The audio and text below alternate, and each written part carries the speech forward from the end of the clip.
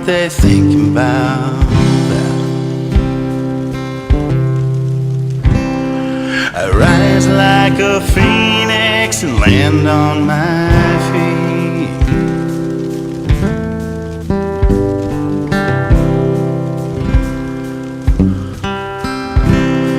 With felines abilities and fire in my wings, with string pain projection making my fingers bleed. But my subconscious mind is drafting in my sleep.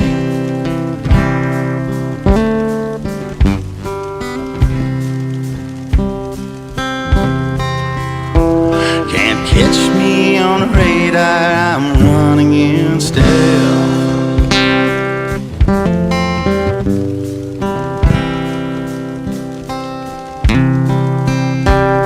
I passed up on wretches, I've got my help.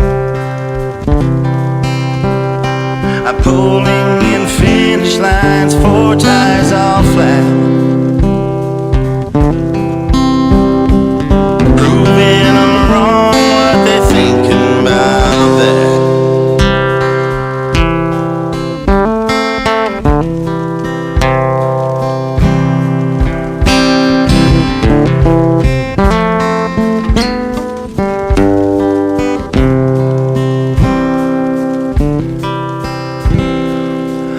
I'm feeling rhythm in everything,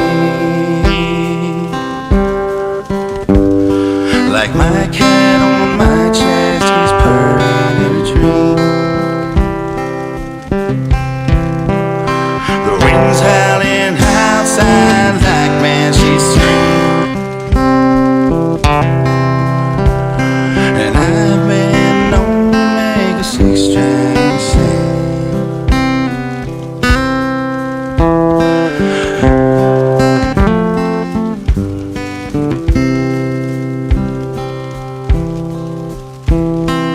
I love the smells that a campfire brings,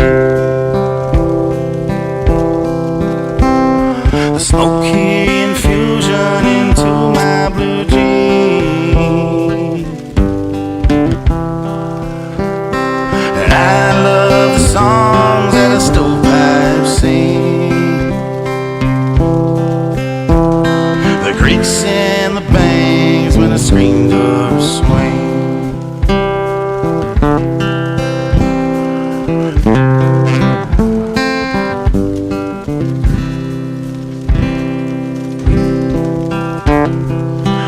Can't catch me on the radar, I'm running in stealth. Passed up on the edges, I've got my help. Pulling in finish lines, 4 tires all flat. Proving I'm wrong, what they thinking about that.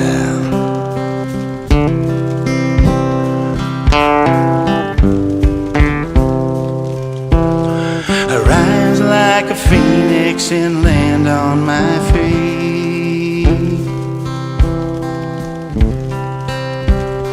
with feline ability and fire in my way.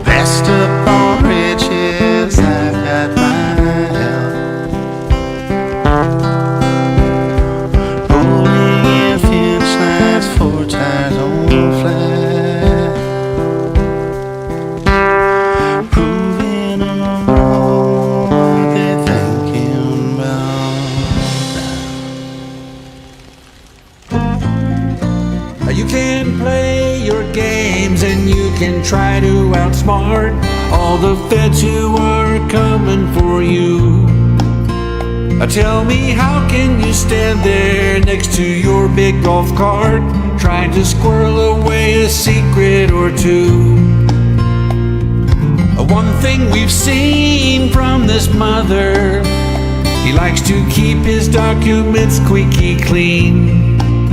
Well, his father didn't bother with his sister and brother, so he kept them there in the latrine. And we know the showers where secrets were stuffed by Trump. Shove them there next to the sea. Things are gonna go much worse now. Secrets in the John. No, that wasn't photoshopped. Showers where secrets were stuffed by Trump. We can't believe this is real. Things are gonna work out better when he goes to jail. 100 years with no bail. The showers where secrets were stuffed by Trump. Lock him up now. Lock him, throw away the key. No parole now. The showers where secrets were stuffed by Trump. Go to jail. The showers where secrets were stuffed by Trump. Go to jail. The showers where secrets were stuffed by Trump. Show him the way to Sing Sing. The showers where secrets were stuffed by Trump. Lock him up now. Lock him, throw away the key.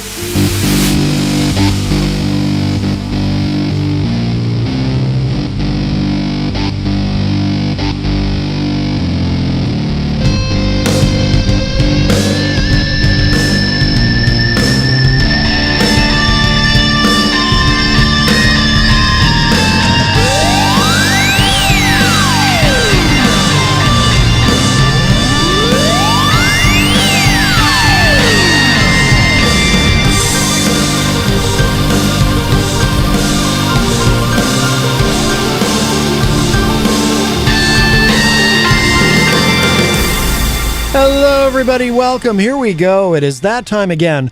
Matt Connarton Unleashed, and we are live from the studios of WMNH 95.3 FM in glorious downtown Manchester, New Hampshire. Getting a little humid out there, actually. Also on Comcast 97 if you're in Manchester. And hello to all of our online listeners across the nation and around the globe. You can go to my website, mattconnerton.com, for all of your live streaming options, social media links, contact info, show archives, etc., etc. Today is Wednesday, June 21, 2023. So nice to have you all with me. We have an exciting show for you today. Well, in the first hour, so we were supposed to be joined by our friend Eric Pilcher from Cedar Rapids, Iowa, for our weekly Wednesday segment with, as I like to call him, my favorite conservative, Eric Pilcher. But he is at the eye doctor, and it doesn't sound like he's going to be able to call in. So where's this guy's priorities? I mean, his eyes, really? That's more important than the show? His vision? My goodness. I kid. No, I think he needs glasses, is what he told me in Messenger. I hope it's okay to reveal that. I hope I didn't just violate his HIPAA rights. But no, but he did tell me, so he probably won't be calling in, unfortunately. So, but we do have in the second hour, and we have plenty of other things we can do. So, but we do have in the second hour, our friend Shane Ballin returns. He is our musical guest today. And he said on social media, he's bringing two guitars this time. So he's going to come in and play for us. We had him on the show a few months ago. He came in and played for us. Absolutely amazing. I love his voice. Great songwriter. Really cool guy. And then he called in. It was either last week or the week before. We did a quick phoner with him because he's got some new songs for his album. So we played a couple studio tracks and we talked for a little bit, just to kind of get an update on what's going on with him. But today he's going to be with us live in studio during the second hour. So really looking forward to that. So we've got Shane Ballin today. Tomorrow, our musical guest is Ricky Mapleton. He'll be here in the second hour tomorrow. Ricky Mapleton, you might remember, he was on the show. Geez, that was a while ago. Yeah, it was definitely last year. It was definitely in 2022. But very talented guy, very fun. So we enjoy him a lot. He'll be with us tomorrow. And also, if you missed yesterday's show, Ali Beaudry was our musical guest. She was here in the second hour in studio with us and just phenomenal. She played not only keyboard, but also her ukulele. Just really, really good. So if you missed that, check that out. So lots going on. But today, yes, we have Shane Ballin with us today coming up in the 5 o'clock hour here on Matt Connarton Unleashed. So also, too, I just wanted to mention briefly, and we're not going to explore the subject here, but I want to just kind of refer you, and some of you listening might have heard it, if you are able to check out the morning show. This morning on the morning show with Peter White, which of course airs weekdays from 7 to 9 a.m. with a replay from 2 to 4 p.m. right before this show. They did a segment about the news regarding the newest updates regarding the Harmony Montgomery case. And again, we're not going to get into it here. It's so tragic, and it's just very, very sad, obviously, and just terrible. But also, I don't feel like I have anything to necessarily add. On the morning show today, if you didn't get a chance to hear it, they did a really good segment. Obviously a very serious subject, and but they kind of did a deep dive on it. Peter had, of course, Kyle Clayton and Matty Juno were here, but he also had Jeff Nye in studio, and Carol Robideau on via Skype as usual, and they did a long segment about it and really kind of explored not only the case itself, but just talking about a lot of the emotions that people are feeling over it and whatnot. So if you didn't get a chance to hear that live, it is in the archive, of course, at WMNHradio.org, and I do recommend it. I suggest you check it out. They did a really nice job this morning. So, but we have a call. Hi, welcome to Matt Connarton Unleashed. Who's this? Hello, Matzo, Ratzo, Fatso. This is Jerry Robinson. Oh my goodness, Jerry Robinson, sir. I've been. I don't know if you know this, but I'm a big fan. I actually played a little bit of audio yesterday from one of your videos where you mentioned me. I feel that you are the next rated R radio star. You are the next Howard Stern, and I am very impressed with you, Jerry Robinson. Great work that you do. I'm a fan. Matt, so I just have to say that means a whole lot to me, because I'm really trying my best to be like the greatest part of the show of shows. Mm-hmm. I listened to that audio, by the way, and it sounded really good. And I really appreciate you putting me on your channel and just giving me an opportunity where I can just have my voice heard. Yes, absolutely. We should do some work together, Mr. Robinson, or Jerry, if I may. I would love to do more with you and help to promote you, but I can't promise anything here on the air, but I'm just so impressed with what you're doing. It's next level. I really appreciate. I would love nothing more than to work side by side with WMNH's very own Matzo Ratzo Covington. That would just be the greatest thing perhaps in the history of radio. I think it would be too. I agree. I don't think I've ever been so excited to work with another human being. I just have one real quick question. Yes. Not that makes me crazy or anything. Sure, but, sure. Yeah, no. Listen, I know that there's people that you've had previous history with, scumbags and yeah. But quite frankly, I'm challenging Crazy Joe. Oh, we don't to an election. Well, we don't. Well, the people, the masses, of course. Yes. Can determine who will be the next shock jock in radio, the show of shows. Yes, You won't answer any of my emails. Yeah. So I just want to know if I have your support of being crowned the next. We'll just say supreme leader. I'm like the Kim Jong-un of rock and roll. Wow. Yes. We don't talk about that guy anymore here. But yes, Jerry Robinson, you are the man. Absolutely. You are. I will. Okay. Honestly, Jerry, I don't usually endorse candidates as a matter of policy, but I'm going to go ahead and endorse you. You, sir, you have my vote for not only the savior of real rock and roll, but really for anything that you're running for, sir. I'm that impressed with you. Listen, Matt, I really appreciate. I have to get back to work. I don't sit in an apartment all day and make stupid videos. But we'll get together in the future. we'll come up with a great campaign. Yes. And I'm going to make you minister of propaganda of my radio show. Matt, have a great day. I will talk to you soon. Check your email. I'm going to be sending you some emails. And if you haven't heard me before, listeners, you can find me on YouTube at The Crazy Jerry Show, not to be confused with other people. Right. Or not Joe, Jerry Robinson's Video Chronicles. Yes, absolutely. Wonderful, wonderful, sir.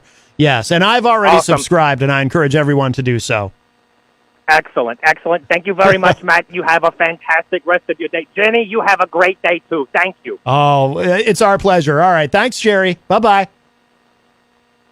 Oh, that was wonderful. Jerry Robinson. Yes. He is a YouTuber. And by the way, that's legit. If you go on YouTube, it's, I subscribed. It's Jerry Robinson's Video Chronicles. Great stuff. I mean, a lot of it, obviously, I couldn't feature it here because there's some language. It's not safe for work, as they say. But no, I'm a big fan of Jerry Robinson. He vaguely reminds me of somebody else, but he has clearly much more talent. And I would love to work with him. I don't care if he's even he sounds like he might be an older guy. I don't care if he's even technologically challenged. I would be willing to. Let me put it this way. Let me just put it this way, and this is a little inside, but if you know, you know. If Jerry Robinson, this is how enthusiastic I am about him. If Jerry Robinson was trying to email me a file and he just couldn't quite figure out how to do it, I would drop everything I was doing. I would drop everything I was doing at a moment's notice to help Jerry Robinson figure out how to get that file to me because that's how impressed I am with him. Just great. But yes, check him out on YouTube. You'll be very glad that you did. Jerry Robinson's Video Chronicles. Excellent. Wow. Wonderful to speak with him. 603-250-6007 is the number if you'd like to join us today. 603-250-6007. You can also text me at 617-917-4476. I'm on social media at Matt Connarton. You can email me, matt@mattconnerton.com. And of course, you can interact and opine in the Facebook live chat, but the best thing to do so that we can hear and enjoy your dulcet tones is to give us a call at 603-250-6007. What did I forget to mention? I forgot to mention something there when I was giving the contact info. I'm distracted now. I'm so excited to be working with the great Jerry Robinson, truly an up-and-coming talent, if you will. That I forgot. What did I say? I said the phone number, right? I said you can text me. I gave the text number. Email me, matt@mattconnerton.com. You can interact and opine in the Facebook live chat. I'm on social media at Matt Connarton. Okay, I think I got it all. But the best thing to do, of course, just give us a call on the studio line, 603-250-6007. And by the way, if you're just joining us, our friend Eric Pilcher is not here with us on the phone for our usual Wednesday segment. He is at the eye doctor. His eyes have been dilated, so he probably can't even see his phone. I know that when I go to the eye doctor, I cannot, I can't, when they put the drops in, can't see anything too well for a little while. And then, of course, there's that stage of it where, the vision starts to clear up, but then it's difficult to look at anything because of the bright light. I think I have to make an appointment, actually. I think I'm due for a checkup. I go every 6 months. To the eye doctor because of my pigmentary glaucoma. Don't worry, I'm on drops for it. I'm not going to go blind or anything. But yeah, so I know all about going to the eye doctor and all the great joys of it. Yes. Let's say hello to everybody in the Facebook live chat, and then we will get into some stuff. Mike from Queen City Cabinetry joins us in the Facebook live chat. Of course, Mike, not only one of our great sponsors here at WMNH from Queen City Cabinetry, but also one of our co-hosts on Retro Spectrum Radio, Friday nights from 8 to 11 p.m. Retro Spectrum Radio right here on WMNH. I have the honor and privilege of being one of Paul's co-hosts on that show, along with TJ Steve, and of course, Mike from Queen City Cabinetry. This Friday on the show, we're doing part 2 of original demo recordings of popular songs. And we had a great time Friday night, learned a lot too. And I'm looking forward to part 2 this Friday night on Retro Spectrum Radio. That's going to be a lot of fun. Let's see. Easy G is in the Facebook live chat and says, Happy Prince Spaghetti Day. Yes, yes.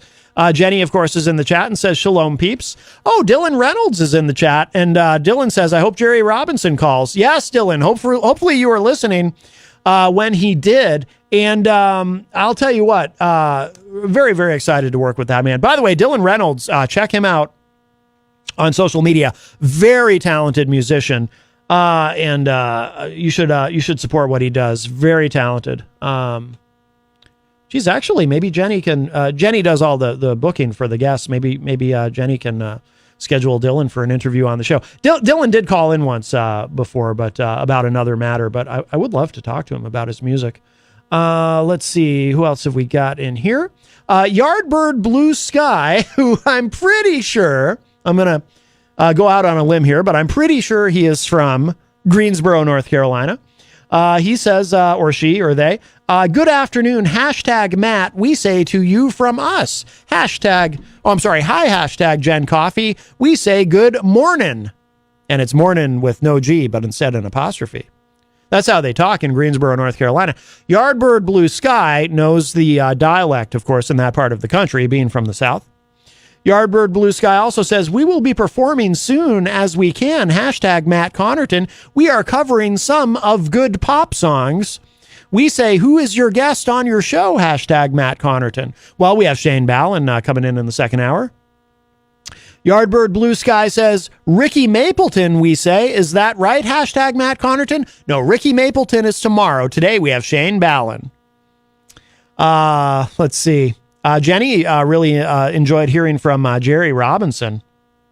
And Yardbird Blue Sky says, wow, that is so true, we say.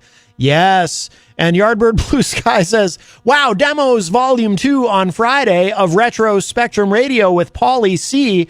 We are from Greensboro, North Carolina, and we are good friends with Isaac Banks.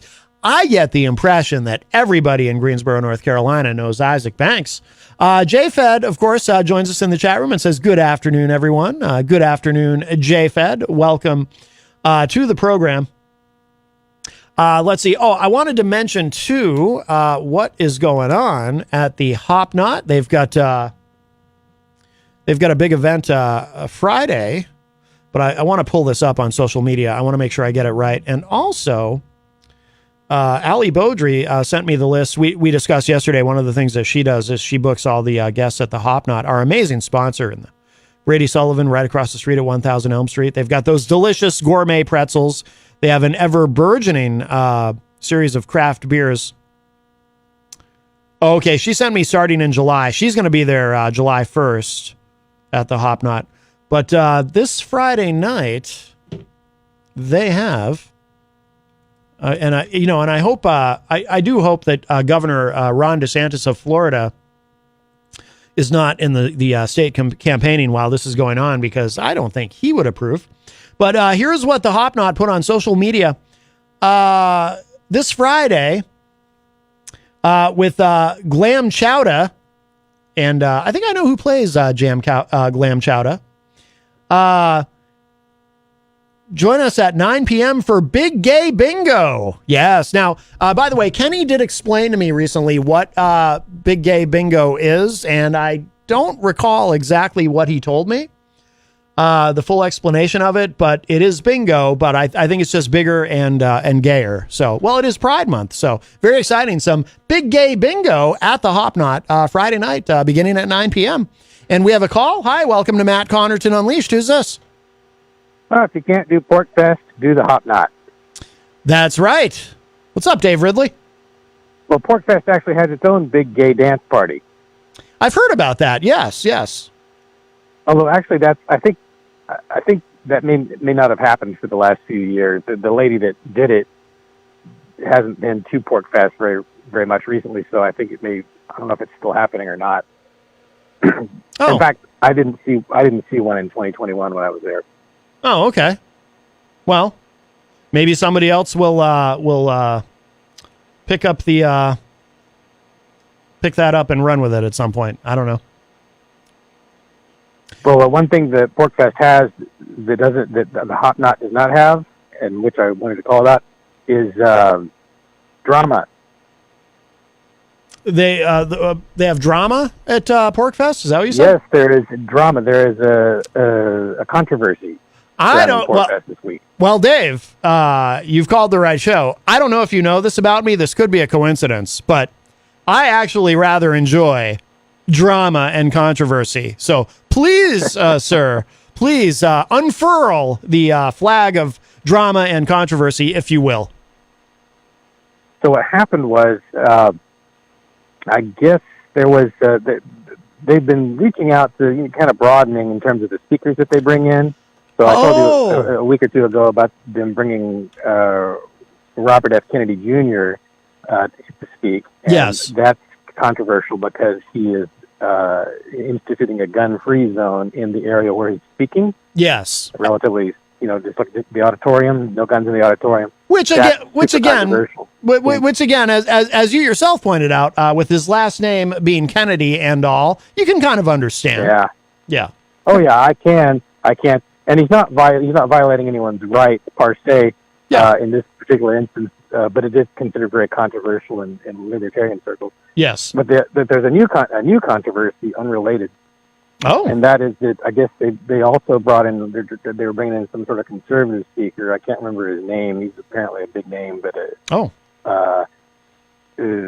he's kind of a almost a Milo Yiannopoulos type, bomb thrower type in terms of incendiary rhetoric or whatnot. Yeah. But what he said was he said something to the effect that like he said, if anyone tries to do a drag queen story hour, I'll come beat them up or something like that. Oh my God.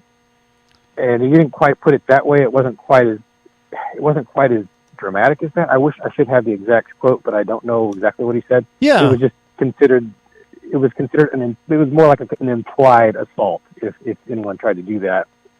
And no one was actually planning to, but as soon as he said that, someone decided, since he's threatening, you're not allowed to do that. Dave. A trans activist, a libertarian trans person said, "Well, I'm just going to go ahead and do a story hour." So Aria Demetso from Keene is going to do a trans story hour, and everyone's invited, including children. And she's doing that to protest his threats against drag queen story hours. Dave, I think I know who it is. Is it Vivek Ramaswamy? Because I did a quick Google Porkfest 2023 conservative speaker, and that's what came up. Well, that name, I heard the name mentioned in connection with this Porkfest, but not in connection with this controversy. It's like someone with a one name type of thing. Oh, really? I don't remember exactly what it's like I don't remember, but I don't think it was that guy. Oh, it wasn't him. Oh, okay. Because that's the only thing that comes up when I Google that. But I think there's a list here too of featured speakers because I'm very curious who it is. Oh, there's several conservatives who are going to be there. Okay. Larry Elder. Sound familiar? Yes. Oh, it's Larry Elder? But it's not. But no, he's not the one that made those threats. He's not the one. Okay. I'm scrolling through here the speakers list, but the only real so far. Wow, there's a lot of people speaking. But this is somebody nationally known. I'm really curious who it is. Yeah, nationally known, but not to me. Oh, okay. Yeah, I don't know. Anyway, so he also made some comments. This speaker, whoever he was, made some comments to the effect that, you can't do that in my community. Well, I don't think he's ever been to Porkfest before. So he said, well, if I'm there, it's my community. He was just making all these sort of outlandish statements. And so, but this is a sort of a teachable moment here because it's, for people who are asking themselves, should a drag queen story hour be allowed or not? It's really good to just plug that into the good old zero aggression principle and ask yourself, okay, if somebody commits a drag queen story hour, is that an act of aggression or not? If it's not an act of aggression, then there's no grievance. Does that make sense? Oh, of course. And I mean, the only act of aggression in this scenario that you've presented is the person threatening to beat people up over it. That's an act of aggression, making a violent threat. Well, it's not quite an act. It sort of falls into the gray area between action and speech. Okay, so in your serious question, then, so in your opinion, does making a verbal threat, and it's probably an empty threat, I assume this person, whoever they are, isn't going to show up there and actually violently assault anyone, but and this statement was probably made more to just discourage this from happening because they obviously think that they have the power to dictate what goes on, or maybe maybe it's just posturing. But in your opinion, does making a verbal threat then not violate the non-aggression principle? It pushes it right up to the line. Maybe it bends the line. I think it, like I said, it falls into the gray area. It's not just speech because you're talking about committing action or possibly encouraging other people to do the same thing. Incitement. By doing so. So it's bad. Is it an act of aggression to say you're going to hurt somebody? It's right on the line. That's where I put it. Okay. I was just curious. Another question too. So this individual, did they, in what context was this threat made? Did they say this publicly, or did they say this to the organizers and you got word of it, or how was this presented? I don't know, but I do know that Free Talk Live, the Libertarian, flagship talk show, they invited this guy, whoever he is. Again, I'm sorry, I don't remember the name. Yeah. They invited him to be on the show and make his case, and I guess he refused to appear on the show, they said, last I checked. So he won't go on Free Talk Live, but he's going to show up at PorcFest and speak? That is what they said on Free Talk Live a few days ago, but I don't know what's happened since then. Yeah. Oh, interesting. I might have to go to that. I really want to know who this is. There must be a way to find out. It's just like super curious. People refer to him by just this one syllable, but I just can't remember what the syllable is. Really? I'm sorry for not researching this better before calling, but it's such a complicated process to call in. I don't always have my laptop open and able to look up the background data because I don't know if I'm going to get on the air. I don't know if I can even call in. Right. So it's all I can do just to pick up the phone, figure out what you guys are talking about. Yeah. Or to listen to the show first or whatever and then make the call. It's just if I add the element of going back and looking at my notes, the call never happens. So I apologize. I understand. That's okay. And do you know, so what, do you know what this person was told? I assume they were told, well, we're not canceling, this just because you don't like it. Right. I assume. Well, there was nothing to cancel at first. He was just saying if something like that happens, as I understand it. Oh, so this isn't even something that's on the schedule. I don't think anyone was planning a drag queen event at PorcFest until he said you're not allowed to. Wow. Well, Dave, as I'm sure you've observed, there are a lot of people who are very preoccupied with this so-called issue to the point where I can see someone being so preoccupied with it that they'll actually preemptively say, "Oh, by the way, don't do this, or I'm going to be really mad." That's kind of where we are right now culturally. It's fascinating and a bit sad in my view that people are so it's crazy that in the year 2023 to me, in my view, that people are so concerned. I mean, I don't know if you know the story, but yesterday another caller, a friend of ours, Fredo, called in. When I say friend of ours, I don't mean he's in the mafia. I don't mean it like that. I don't want Sopranos fans to take that wrong.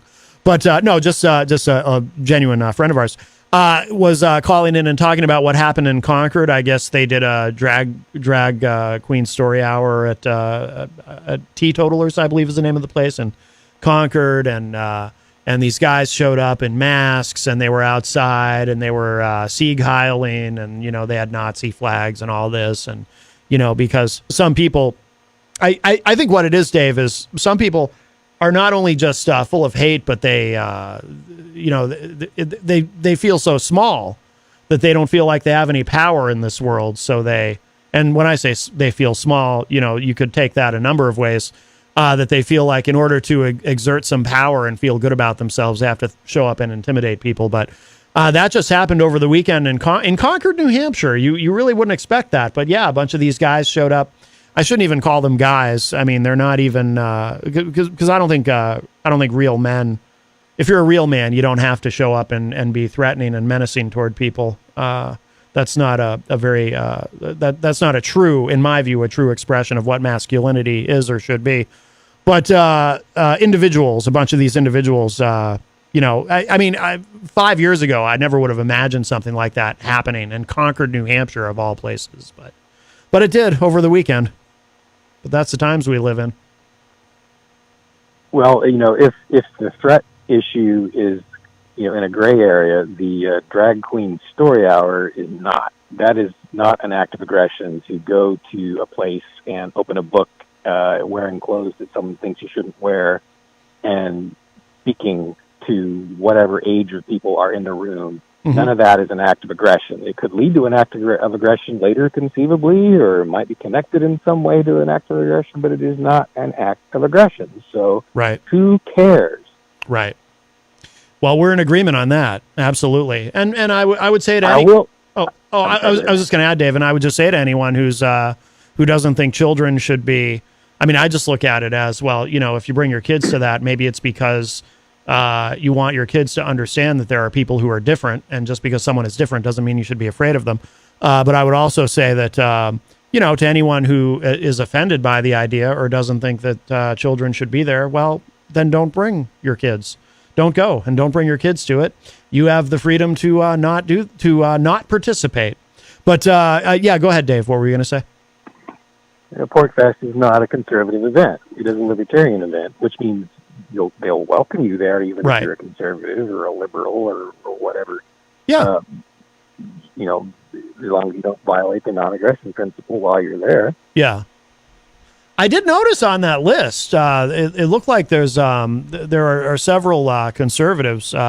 Obviously, no one who fit the description that you presented. But has anything like this ever happened before, Dave? Do you know where there was somebody going to speak there who was who was controversial in some way, or not necessarily just a conservative? RFK, who's ostensibly a Democrat, he's challenging for the Democratic nomination.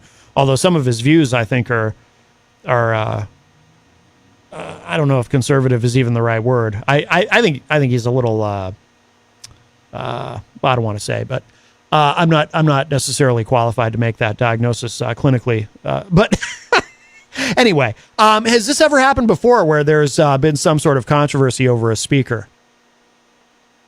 Well, I don't know about that, but there was a drag queen event about maybe 7 years ago that I remember just seeing a few drag queens walking around. I think they had an event, but I didn't see the event itself.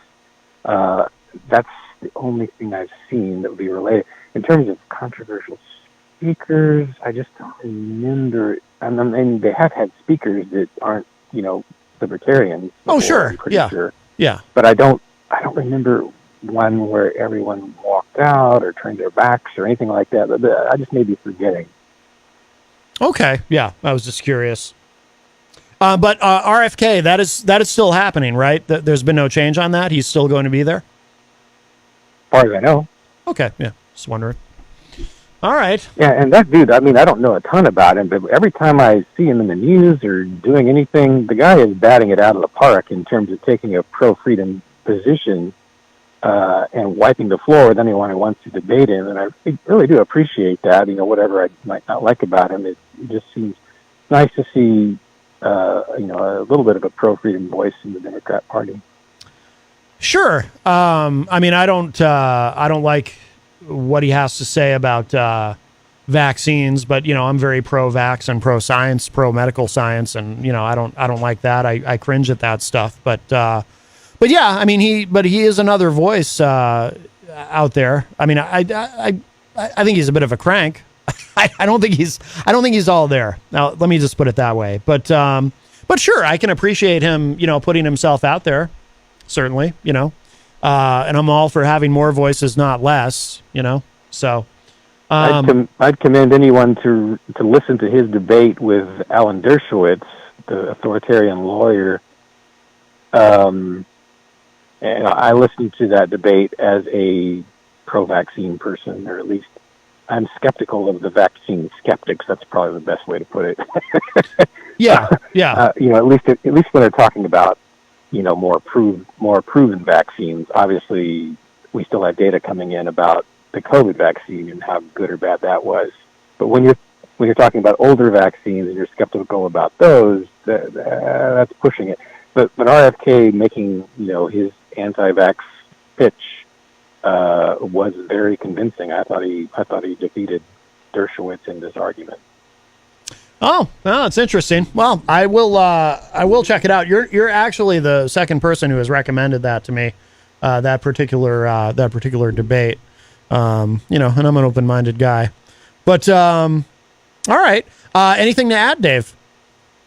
That is all. I think people still have time to go to PorkFest. You don't have to have a ticket in hand or anything like that to go to the festival itself. I think you can just walk right up to it. Oh, what does the ticket get you if you buy a ticket? Ticket lets you go deeper in. There are certain events, I think, like certain areas that are just, you got to have a ticket. I mean, you might have a ticket to get on the grounds, but I don't think it's the type of ticket that sells out. I think anyone can get in to Rogers Campground. You might have to pay to get in. Oh, okay. But I think an endless number of people will be let in, as I understand it. It's just a pavilion area, I think, that requires like an advanced purchase or whatnot. And also advanced purchases are very helpful if you want to stay overnight. Oh, okay. I'm sure that all the lodging on grounds is already sold out, and sometimes the hotels start running out of rooms, in other parts of town. Yeah. I understand it. Makes sense. Are your allergies? Do you have allergies, Dave? You sound like you're... I don't have allergies, but my voice has been... speaking of Robert F. Kennedy, my voice has been kind of, softer lately, or it's the lower tones or something like that don't come through as well as they used to. I've noticed you sound different. What if... It happens to all of us. What if... Not all of us, but the best of us. I was going to say, what if this isn't really Dave Ridley I'm talking to right now? Well, at least you've got virtual Dave Ridley if anything happens to me. That's true. We do have, and I did, I did find him recently. We had lost virtual Dave Ridley for a while, but I have located him. So who knows? Perhaps he'll pay us a visit at some point during the show today. I'm glad you reminded me. All right, Dave. Well, we will let you go. Go ahead and plug whatever you'd like. Porkfest.com. Porkfest.com. And pork is, we should say, is PORC. Yes, FESC. for porcupine. Yes. Very good. All right, Dave. And if you please call us another day if you find out who that individual was who was making the threats. I am very curious to hear more about that. All right. If you thanks, Matt. If you find that out. All right, Dave. Thank you for the call. Take care. Okay. Bye. All right. Bye. All right, that was Dave Ridley, or at least I think that was Dave Ridley. He did sound different. But that does open up the phone line for you. 603-250-6007 is the number. 603-250-6007. You can also text us at 617-917-4476. I'm on social media at Matt Connarton. You can email me, matt@mattconnerton.com. And, of course, you can interact and opine in the chat room. I'm looking for... I'm seeing if I can find virtual Dave Ridley. He was missing for a while, and then I found him, and now I'm having trouble finding him again. But yes, we might need him. Oh, see, now I can't find him again. That's so weird. We might need him in case anything happens to the real Dave Ridley, assuming that was the real Dave Ridley. If you're just joining us, by the way, in the second hour, we do have Shane Ballin coming in. In fact, I think he's already in the building, so we'll be bringing him in soon. Really looking forward to that. And if you're looking for our friend Eric Pilcher, who usually joins us in the first hour on Wednesdays, he is at the eye doctor today. So we will hopefully see him soon. Something that we had mentioned briefly, but we never got to it. So we'll look at this quickly because I do want to get our guest in soon. But I talked yesterday, of course, in the first hour about two big bits of legal news yesterday. One involving Hunter Biden, which we talked about quite a bit yesterday. Got into some depth on that. The other involving Donald Trump, and Trump has been.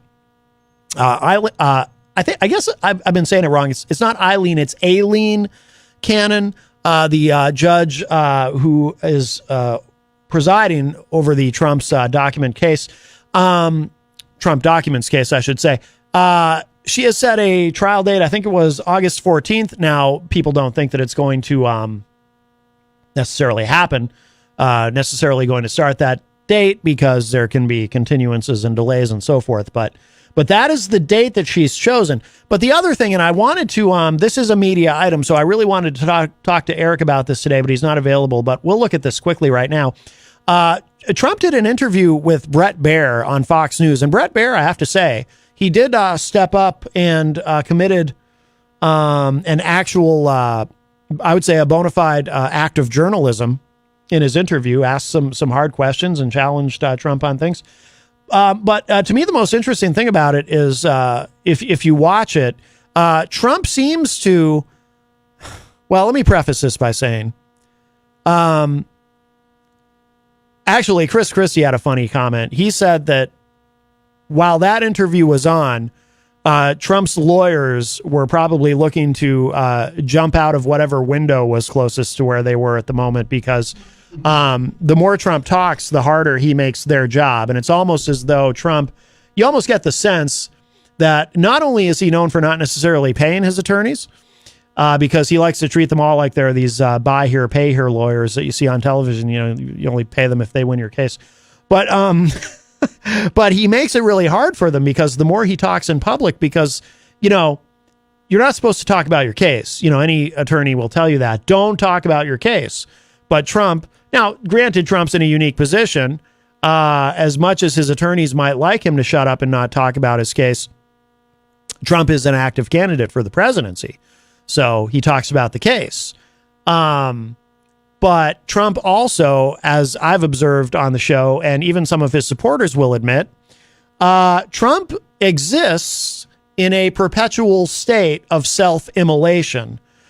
Trump makes his own problems for himself and then makes them exponentially worse at every opportunity. So he not only talks about the case to the media, but he talks and talks and talks and says things that make everything worse for him.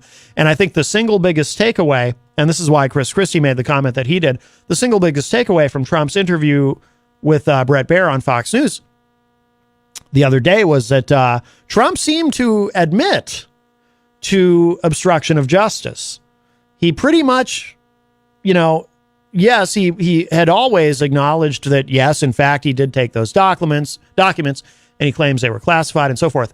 But, you know, there's an old saying, it's not the crime, it's the cover-up. You look at Nixon, you look at Watergate, for example. It's not the break-in itself of the Watergate Hotel that got Nixon in the end. It's trying to cover it up. So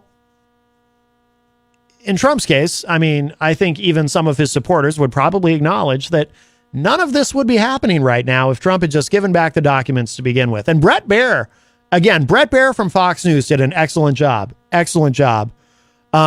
He really pressed Trump on these things, but there's a point where, you know, Bret Baier's asking him about, okay, so they came to you, they came to you with a subpoena and said, look, you have to give these back. We've been patient with you. We've been negotiating for like a year. We can't wait anymore. So now you're being issued a subpoena. And Trump said, well, yeah, but I can't, I mean, I'm paraphrasing, but basically he said, yeah, but I can't just comply with the subpoena. Well, he doesn't actually, he never actually says the word subpoena, but he tries to get around it by saying, well, I couldn't give these boxes back yet. I hadn't had a chance to go through them. I was busy. I couldn't give these boxes yet. So Bret Baier is asking him, okay, so they issue a subpoena and your lawyer, one of your lawyers, signs an affidavit saying, we already gave you back everything when you hadn't given back everything and you still had all these boxes. And Trump's going, but I hadn't had a chance to go through them yet. Some of them had golf shirts and pictures and, I'm a very busy guy. I don't have time to go through all these. I wanted to go through all these. So in saying that, he confessed to obstruction of justice. And I'm not being hyperbolic when I say this, because in saying that, so he acknowledges he got the subpoena and he defied the subpoena because he just wasn't ready to give everything back because he wasn't done going through everything. It doesn't work that way. And even some of his allies have pointed out, well, he probably should have asked for an extension on the subpoena and had his lawyers say, well, we're not ready to do this yet. Can we delay this? Which apparently you can do. I mean, they'd already showed him an incredible amount of deference. This dragged on for over a year. Them just trying to get these documents back. And listen, when you're talking about a box of, you got some nuclear secrets in there. Yeah.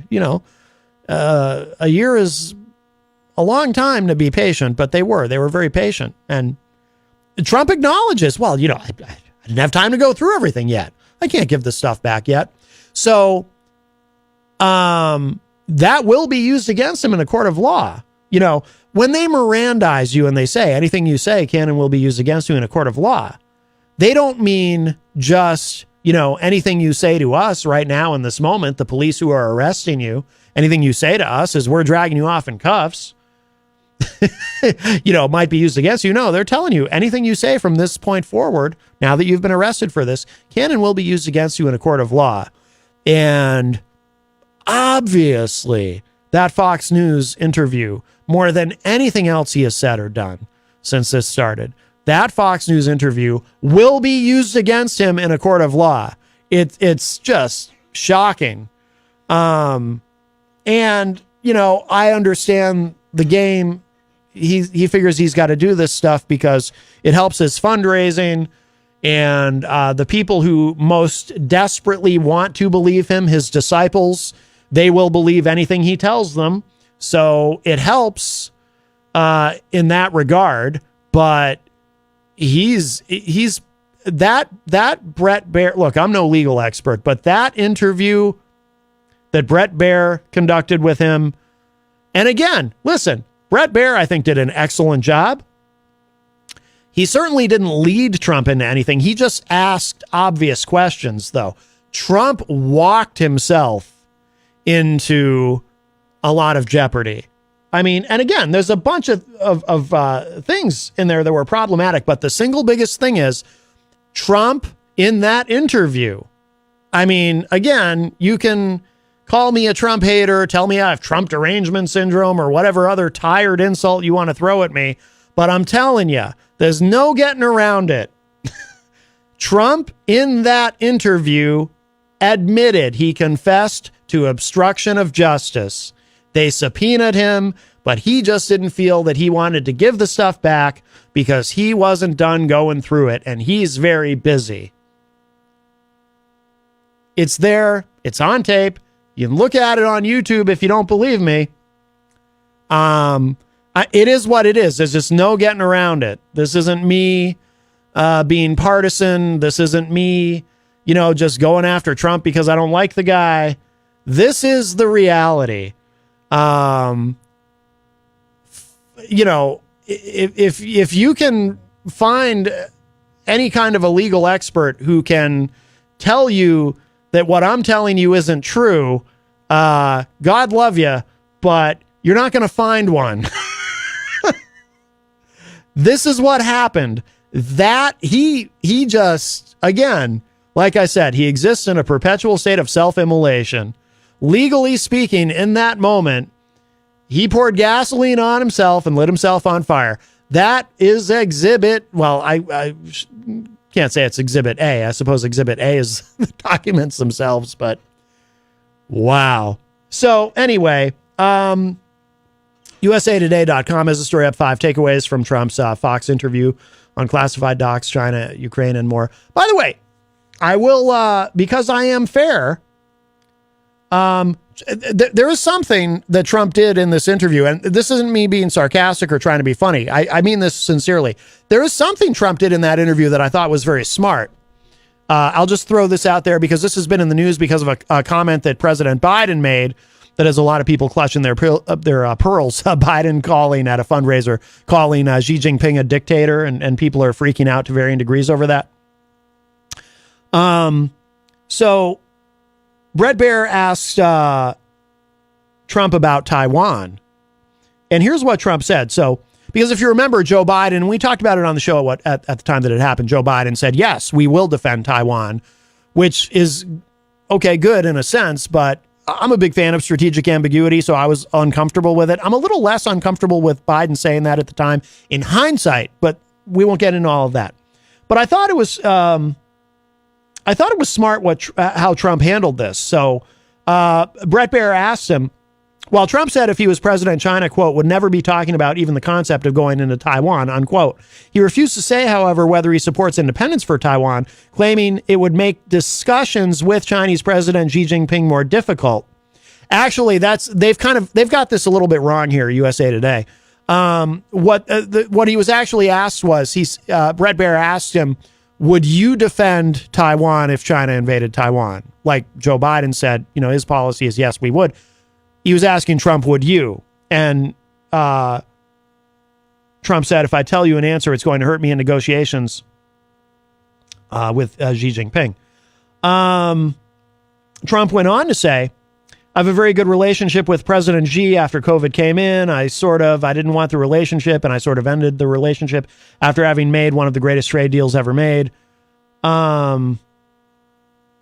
Oh, they left out the part. Okay, the part that I thought Trump was smart about. Yeah, they left out the part I was going to, they didn't include it in this article. So I can't tell you verbatim what he said, but the part that I thought was smart was when Bret Baier asked him, so what would you do? Trump said, well, I can't give that away here. It would hurt us in my discussions with Xi Jinping. In other words, Trump seeming to want to reclaim some degree of strategic ambiguity, but I thought this was smart. But he said, but he knows what I would do. Xi Jinping knows what I would do. So there was a little bit of an undercurrent of sort of a veiled, again, ambiguous, but a little bit of a veiled threat. He knows what I would do. I thought that was smart. I thought that was a very smart answer, and Trump got that one right. He played that one well, in my opinion. So there you go. So for those of you who want to be critical of me because you don't think I'm fair to Trump, well, there. I found something in that interview that I think he did right. But the other thing, I stand by that. He literally confessed to obstruction of justice during that interview with Bret Baier. All right. Oh, by the way, Paulie C is in the Facebook live chat, mentioning, of course, this Friday night, Retro Spectrum Radio with Paulie C, and an all-new Shower Time with DJ Steve Friday night at 8 p.m. So looking forward to that. That's always a lot of fun. All right.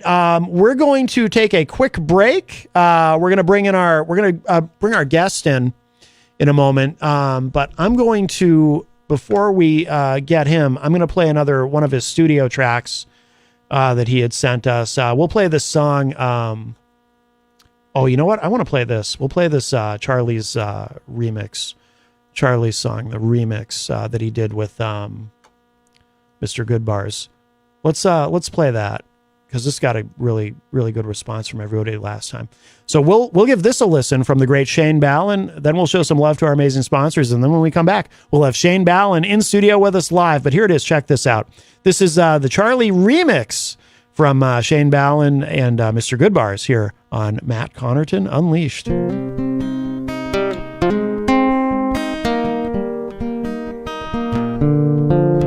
Yeah, I miss you, hope you know I can never let you go. As we travel through this life, I know I had to play my role. So what, I miss you. See you in my dreams when I catch some sleep.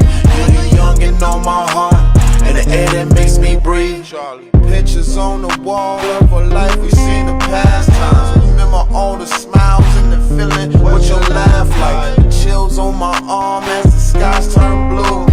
I have to say this true. Your love could change my mood. To me, you did no wrong, and you sung my favorite songs. You showed me how to open up, embrace with open arms. I cried the most, I loved you hard. I smiled the most, cause you're my heart. I miss you, hope you know I could never let you go. As we travel through this life, I know I had to play my role. So what, I miss you. See you in my dreams when I catch some sleep. You're the youngin' on my heart, and the air that makes me breathe. Charlie.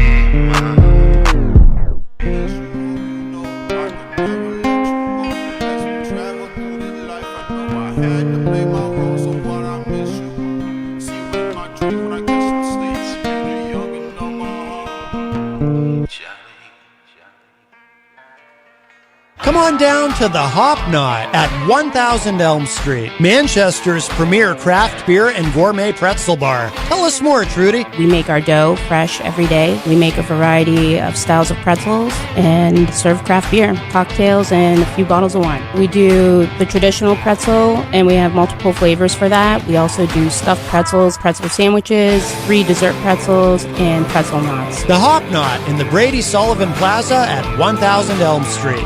Bring your kitchen to life with Queen City Cabinetry, located at 87 Elm Street in the historic Sunbeam Mall in Manchester. Open Monday through Friday, 9 a.m. to 5:30 p.m. and Saturdays, 10 a.m. to 2 p.m. They can be reached at 603-222-2007 or on the web at queencitycabinetrynh.com. Come see the possibilities. Queen City Cabinetry, another proud sponsor of WMNH. Clemento's Pizzeria, family friendly, awesome for a date night. Clemento's Pizzeria. For delivery, call 603-782-8450. Clemento's Pizzeria, the best pizza in town. 1875 South Willow Street in Manchester, New Hampshire. Best cocktails around. Come in as friends and leave as family. This hour on WMNH is sponsored by CGI Business Solutions, located at 5 Dartmouth Drive in Auburn. They serve all your business needs, including employee benefits planning, corporate design and business administration, investments and wealth management, and customized business insurance solutions. Their phone number is 866-841-4600 or on the web at cgibusinesssolutions.com. WMNH, rip the knob off.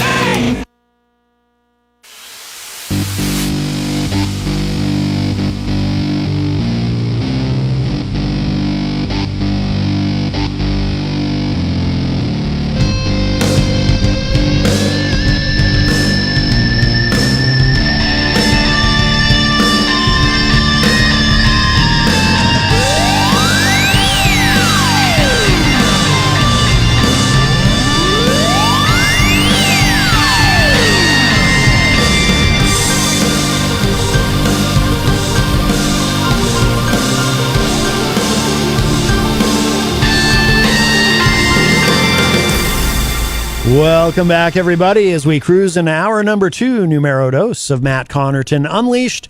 And we are live from the studios of WMNH 95.3 FM in glorious downtown Manchester, New Hampshire. Also on Comcast 97 if you're in Manchester. And hello to all of our online listeners across the nation and around the globe. You can go to my website, mattconnarton.com, for all your live streaming options, social media links, contact info, show archives, etc., etc. Today is Wednesday, June 21, 2023, and we have with us returning to the program, Mr. Shane Ballin is here.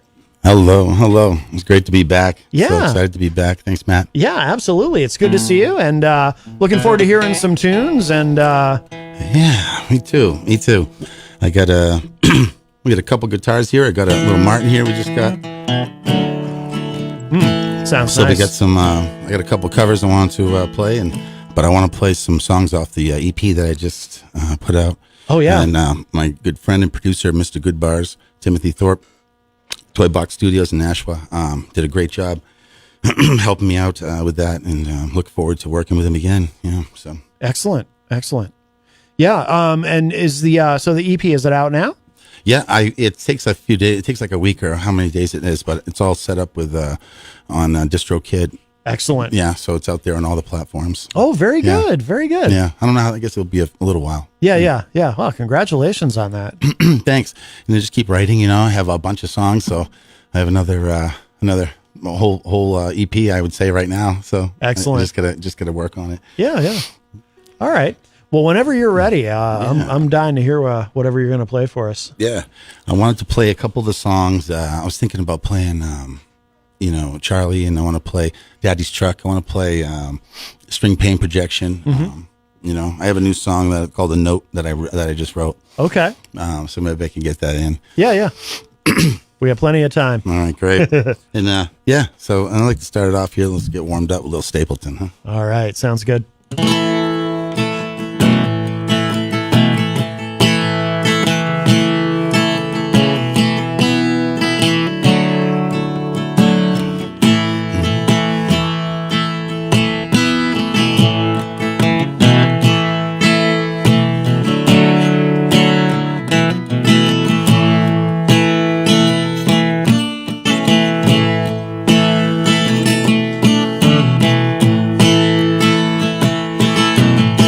I've seen my share of broken halo, folded wings that used to fly. If I've gone wherever they go, broken halos that used to fly. Angels come down from the heaven, come to help us on our way. First they teach us, then they leave us, gonna find another soul to save. I've seen my share of broken halos, folded wings that used to fly. They've all gone wherever they go, broken halos that used to fly. Broken halos that used to shine. Don't go looking for the reason, don't go asking Jesus why. We're not meant to know the answer. They belong to the by and by. They belong to the by and by. I've seen my share of broken halo, holding wings that used to fly. If I've gone wherever they go, broken halos halos that used to shine. Broken halos that used to shine. Broken halos that used to fly.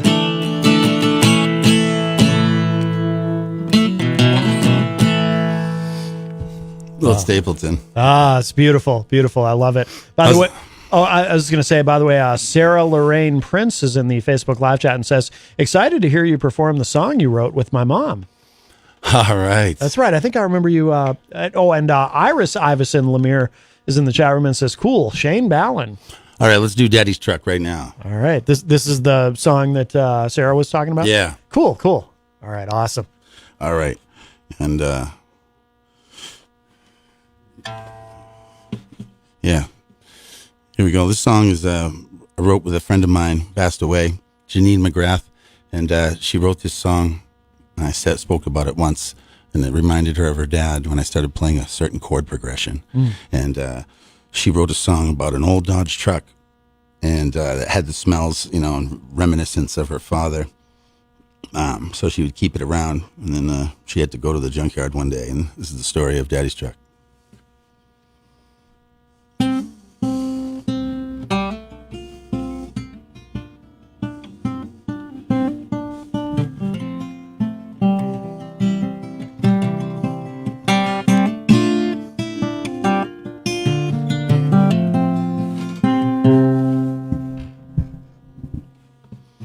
I can still smell tobacco when I climb inside my daddy's truck.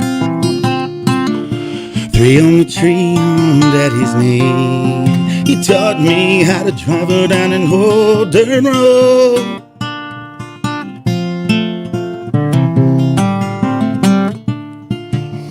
Luckiest strikes in the whole spice are 2 smells that hit my heart.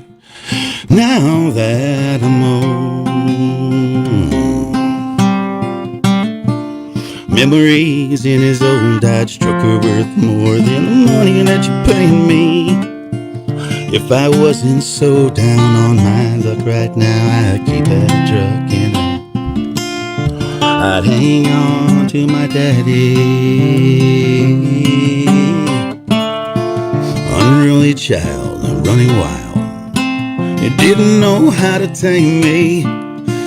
Daddy's girl, I was his world, and all his love that he gave me. I didn't care, I just wanted to grow up and be free.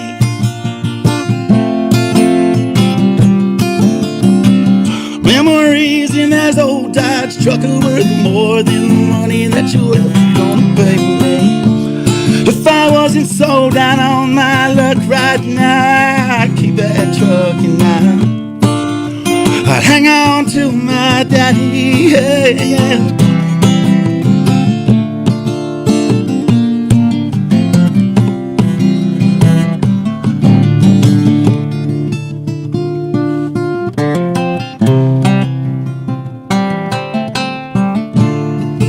As I take that gun rack down, now my heart breaks with every painful turn of the screw.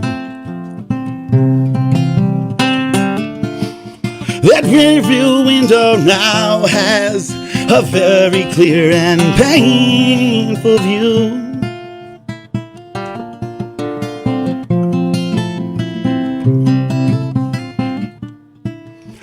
Please fix her up, don't junk her. Don't turn my daddy into a metal cube. Memories in his old Dodge truck are worth more than the money that you're ever gonna pay me. Yeah.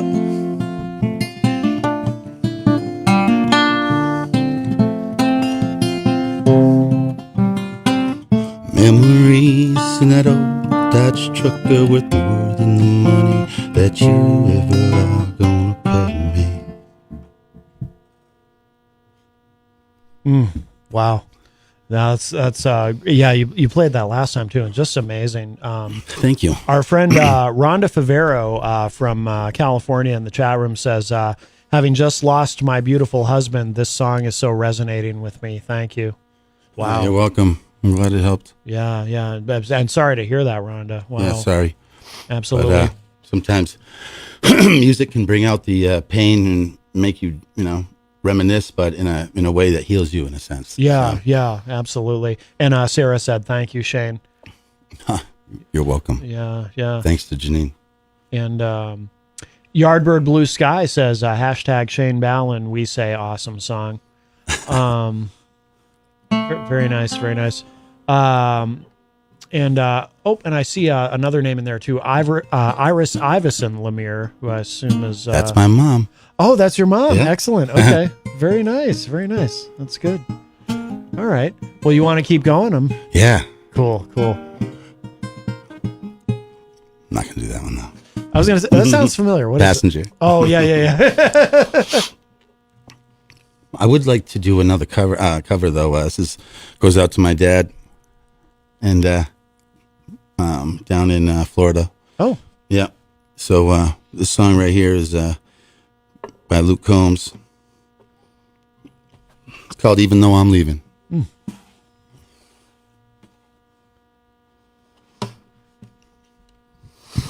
How you doing, Dad? Love you.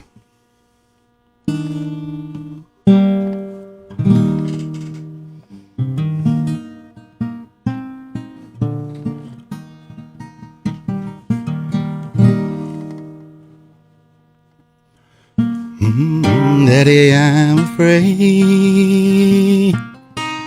Won't you stay a little while? Keep me safe. 'Cause there's monsters right outside. Daddy, please don't go. I don't want to be alone. 'Cause the second that you're gone, they're gonna know. And before he left, he grabbed my hand and said, even though I'm leaving, it don't mean it.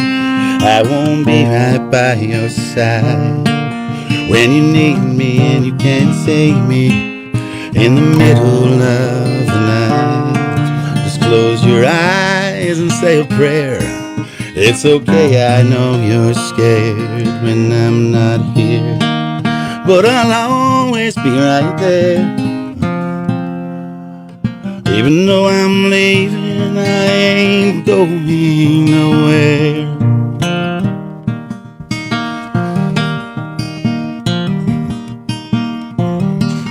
Bub Ballin, Mike Ballin, toughest guy I know. Dad, we're gonna be late. Uncle Sam don't like to wait. You got a big old plane gonna take me far away. I know I act tough. There's a churning in my gut, 'cause I just can't call you up when things get rough. And my daddy turned and he grabbed my neck and said, even though you're leaving, it don't mean it. I won't be right by your side when you need me and you can't save me in the middle of the night. Just close your eyes and say a prayer. It's okay, boy, I know you're scared when I'm not here, but I'll always be right there. Even though I'm leaving, I ain't going nowhere.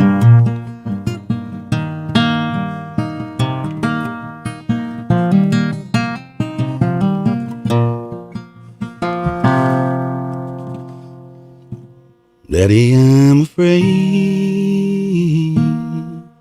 Won't you stay a little while?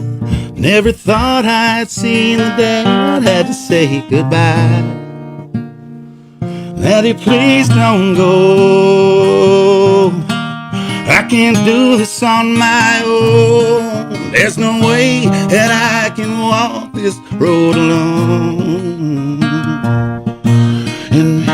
Daddy turned and he grabbed my hand one last time and said, even though I'm leaving, it don't mean that I won't be right by your side. When you need, you can't save me in the middle of the night. Just close your eyes, say a prayer. It's okay, I know you're scared. I'm right here, and I'll always be right here. Even though I'm leaving, I ain't going nowhere.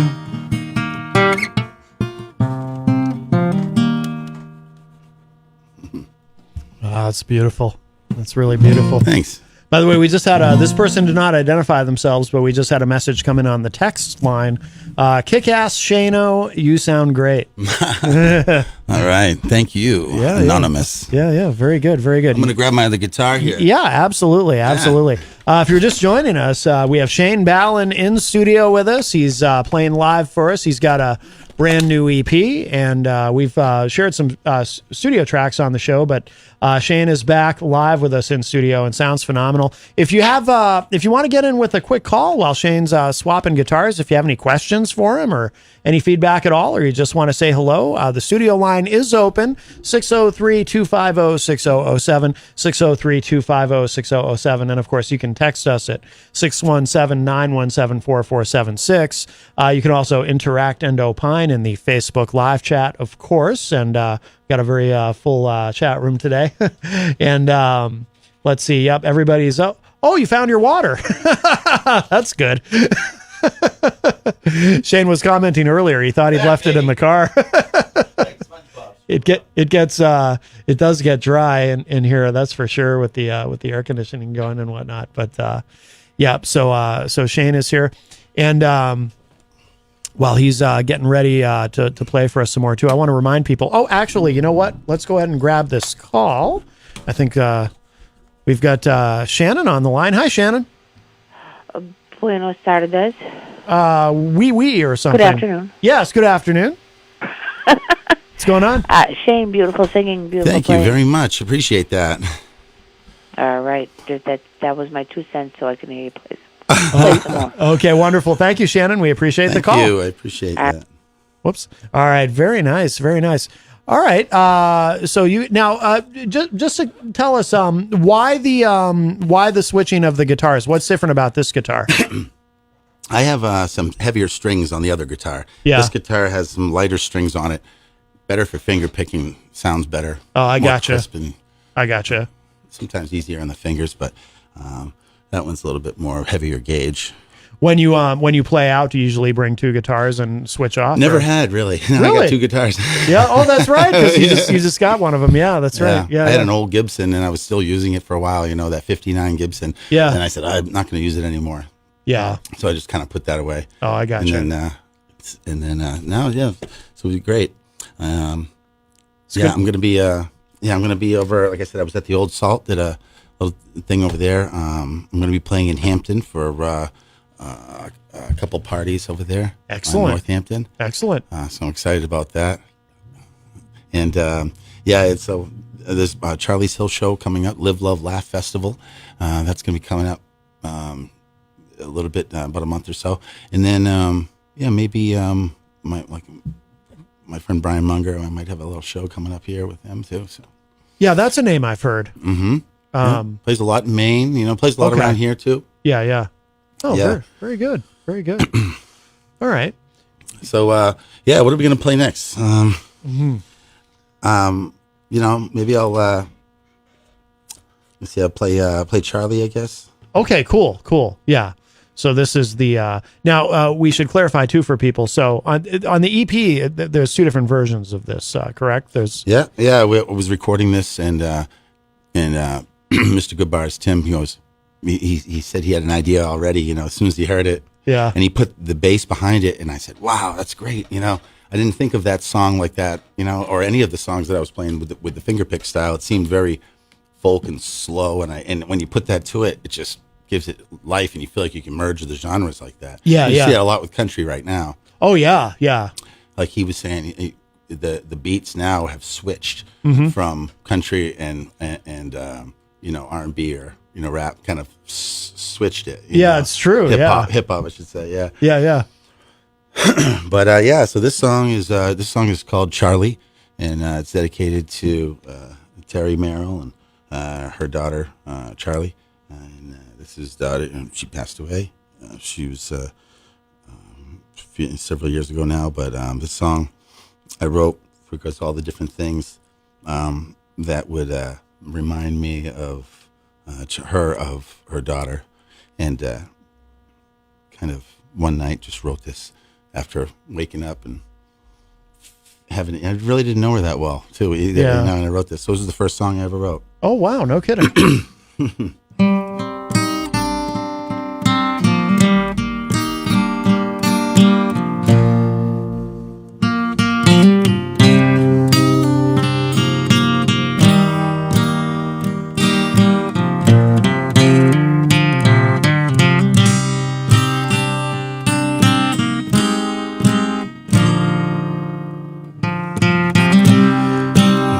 Saturday night jams and loving hands,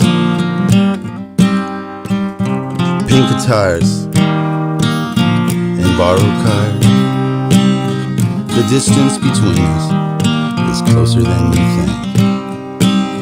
The next time you're in the field and the stars give a wink, just remember I'm waiting here in sleep. Just like the campers in your field on retreat.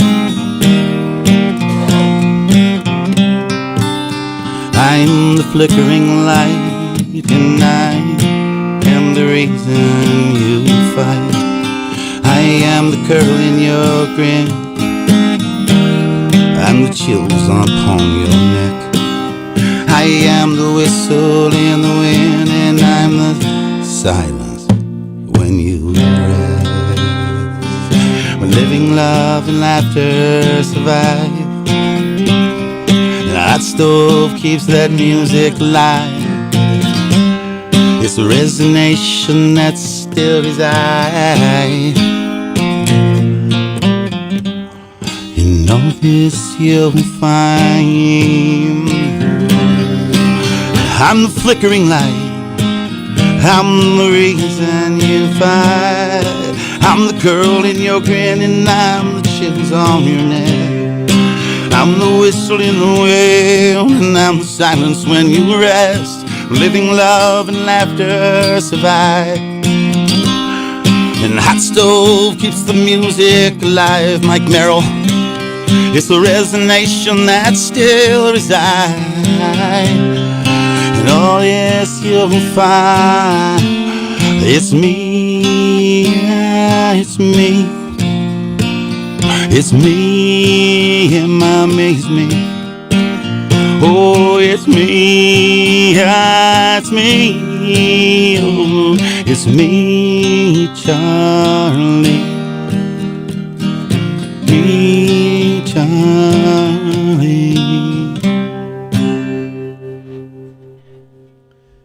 That's the first song you ever wrote, huh? Yeah. Wow, no kidding.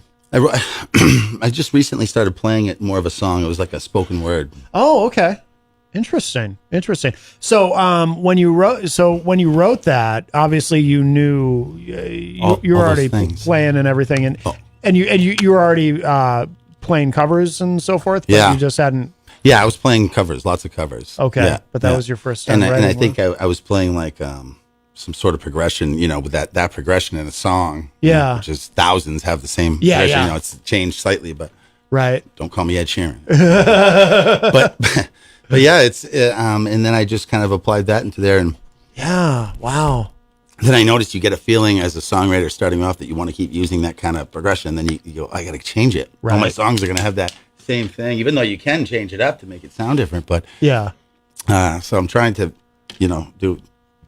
find different ways to make different melodies here. Yeah. And that's another thing I'm really excited to keep working with people who are looking for, especially like hip hop and R&B, looking for beats, looking for riffs and guitar picking, finger picking too, like that, because you hear that in a lot different trap stuff or yeah. So Absolutely. Oh, by the way, the person who sent that message on the text line, that was she said, "Thanks, Matt. It's his number 2 fan, Carrie. His mom is, of course, number 1." Hey, Carrie. She's great. Thanks, Carrie. Oh, very nice. Very nice. All right. Oh, and Yardbird Blue Sky says, "Great song." #Shane. Thank you. I was going to play String Pain Projection. Yeah. This is the title track, right? This is the title track. Excellent. I wrote this song when I was sitting in front of a wood fire and watching a bunch of bands out there afterwards. It just takes like one line. You feel one line, all of a sudden. I was watching Van Morrison was talking about that on an old video you can find too. He says that with Bob Dylan. He's standing there and he says, about songwriting, and one line popped in my head. I don't know why. I wrote it down, and that leads to another line, and it leads to a chorus, and the next thing you know, you have a song. Yeah. But sometimes you think of something and you go, I should write it down, but you got to write it down because it might be a good song. Right. Otherwise, you'll forget it. Yeah. Go eat a snack. Yeah.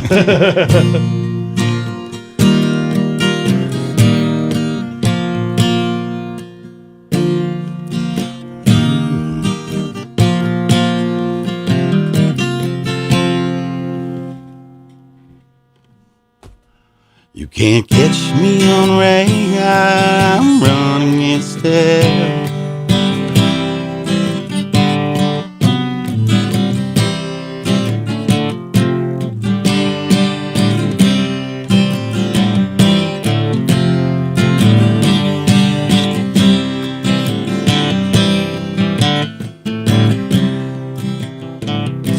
You can't catch me on radar, I'm running instead. Fast upon the ridges, I've got my help. Pulling in these finish lines, 4 tires all flat. Proving them wrong, what they thinking about that.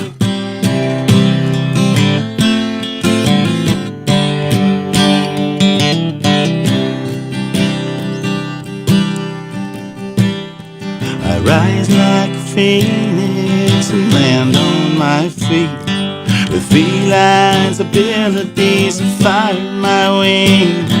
But string pain projection makes my fingers bleed. My subconscious mind is drafting when I sleep.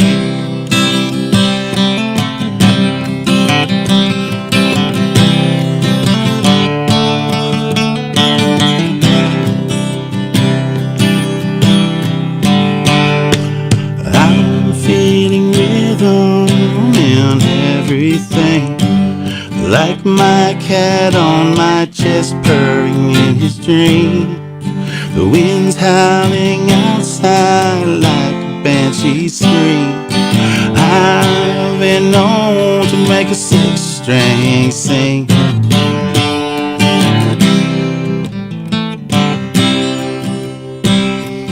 I love the songs that a stovepipe sing. The creek is so confusion to creeks and the banks when a screen door swings.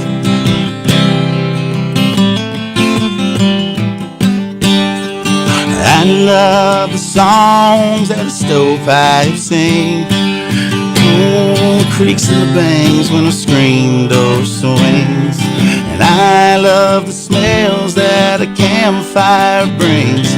The smoky infusion into my blue jeans. Can't catch me on the radar, I'm running in stealth. Fast up on the edges, I've got my health. Pulling in the finish lines, 4 tires all flat. Proving them wrong, what they thinking about that.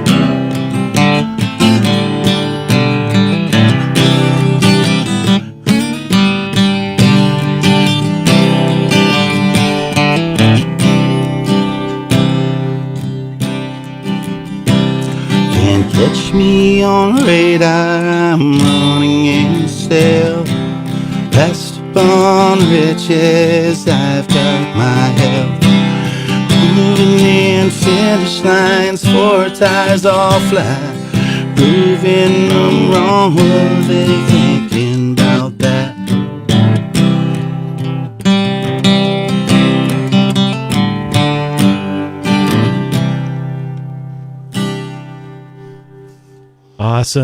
Awesome.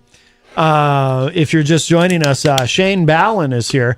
Our friend Melanie La Liberty from Vermont in the chat rooms asked, "Who's the thick cut of meat on the couch?" Shane, have you ever been objectified in quite such a manner? I strangely don't mind it. Yeah. I think she meant it as a compliment. So there you go. Thank you. Strangely don't mind it. That's the best answer. Shane Ballin is here. Of course, he's performing some songs. What do you think, Peter? From his EP. Yes, the giant cardboard Peter Whitehead. He is also often objectified. What does he think? He doesn't say much. I don't know. He's very quiet. But he watches over us.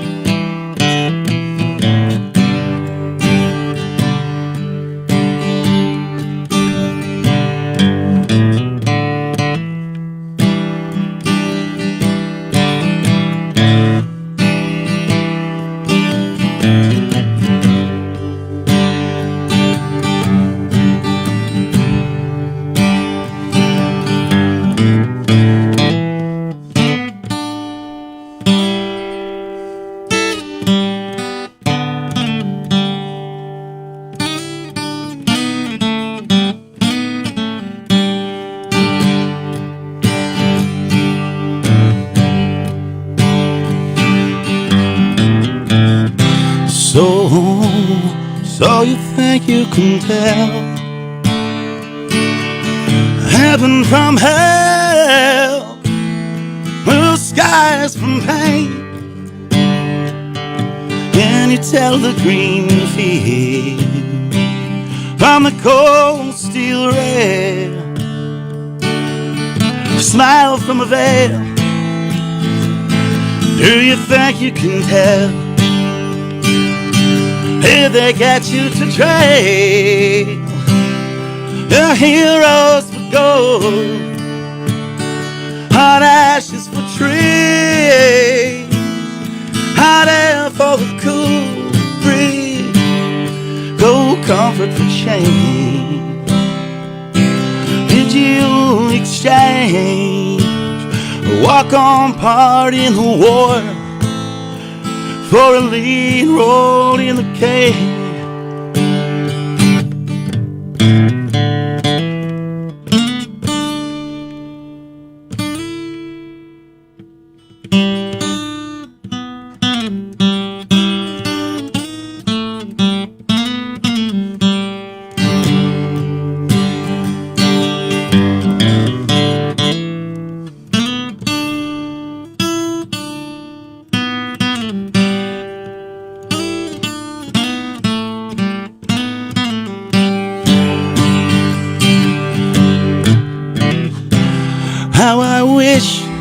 How I wish you were here.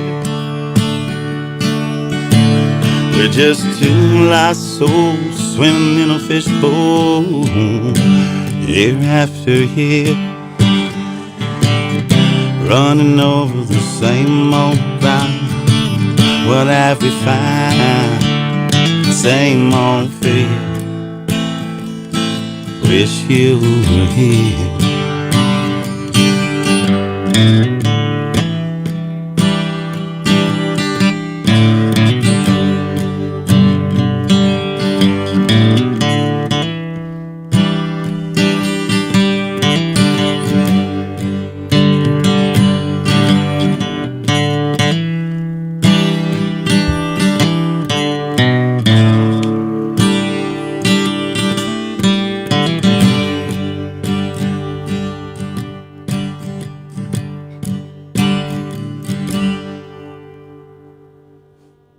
I like it. Pink Floyd. Yeah. Awesome. If you're just joining us, Shane Ballin is here with us live in studio.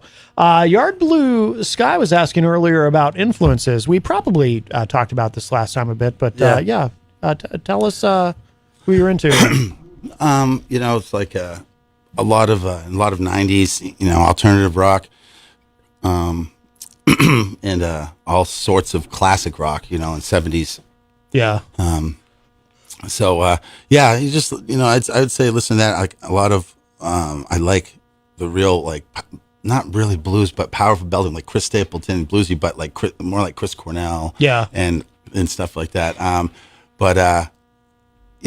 just all over the place. I just play so many covers. I think I'm just learning from so many different covers. It is influencing me. Yeah. But I listen to a lot of, R&B and hip hop stuff too. Yeah. Because I can't listen to one thing. You listen to it for a while and then you got to change it up. I'm the same way. My mood's different. I got to change it. Yeah. Yeah. So, and I would say, the always, like my grandfather being Clyde and playing so much country, that's kind of was in the back of my head here, Yeah. playing that old Gibson and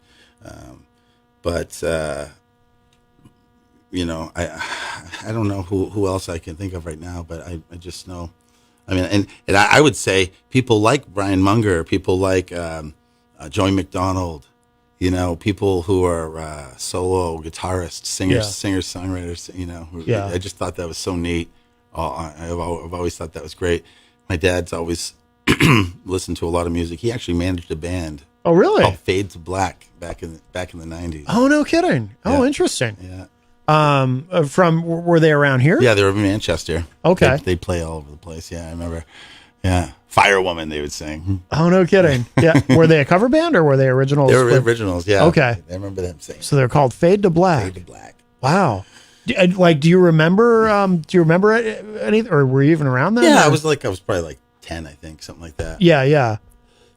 Wow. But yeah, and I remember the first concert I went to was Hall & Oates. Oh, no kidding. I love Hall & Oates. I remember my dad carrying me out, my mom carrying me out. I was sleeping. It was like the end of the show. Yeah. So, wow. Yeah, and I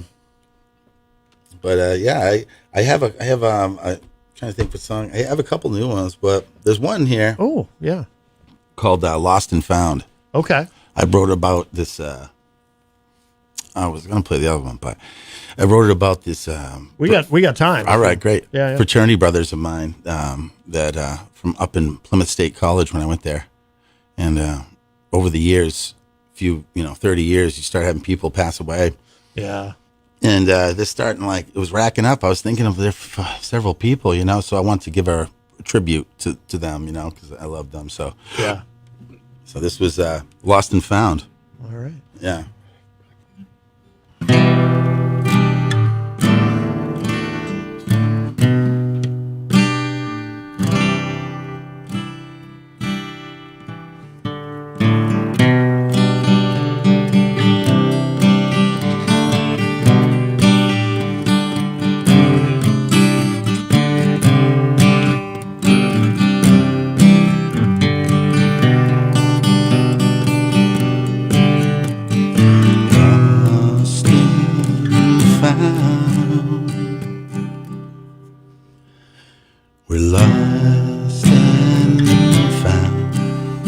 Like a kid with one mitten going home with a frown, like an old tattered scarf left on the ground. It's in a brown box with all your stuff in it now. Yeah, it's lost and found.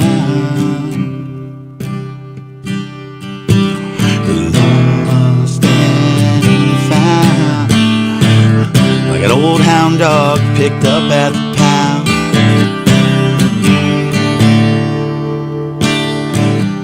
Look in your room and it's so empty now. All I hear is echoes of empty sounds. Lost and found. Every week traveling to the next town.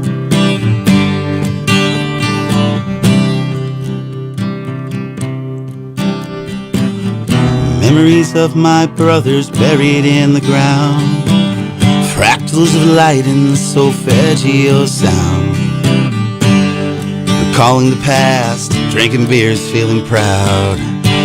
Sitting around the fire, or with your friends getting loud. Thinking about our brothers who are buried in the ground. Yeah, we're lost and found.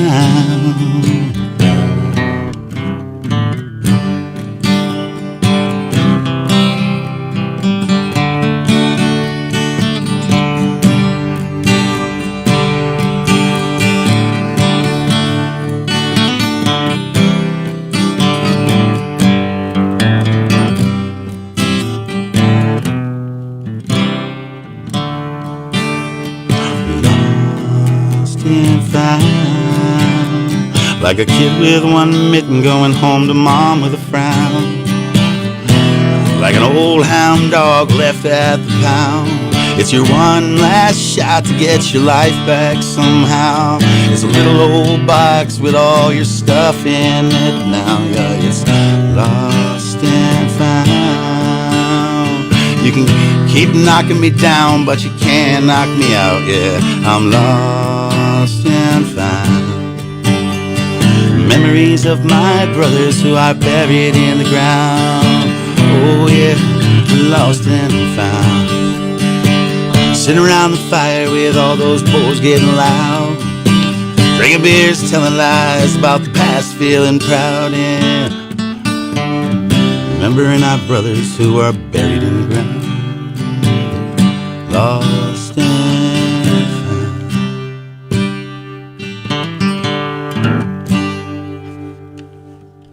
Oh, that's cool. That's a new one? Yeah. Excellent. Excellent. Yeah. Now, is that on the EP? No. So that's going to be on an upcoming. Yeah. Okay. Very good. Very good. By the way, Grimrock is in the chat room and says, right on. Hello from Pittsburgh. Cool. Yeah. Yeah. And there was another name. There was another name I saw in there too. Herzl, Jeremy Herzl, I think. I don't know if that's someone you know.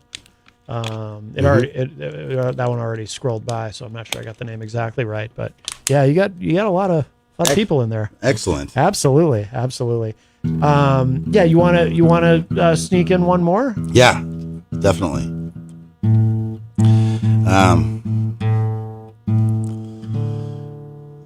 Yeah, this one's called The Note. Okay. It's about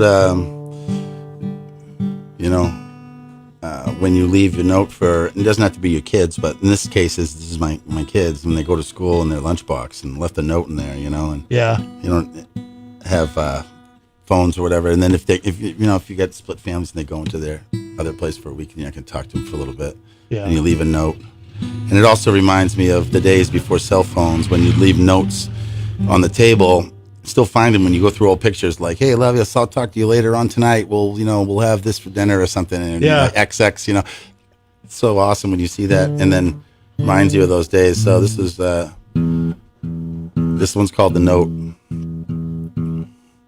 And this is a new one too? Yeah, I just wrote this, so I'm going to do my best, my very best to remember it all. So this is very new. Yeah, like a couple days ago. Oh, sweet. Okay.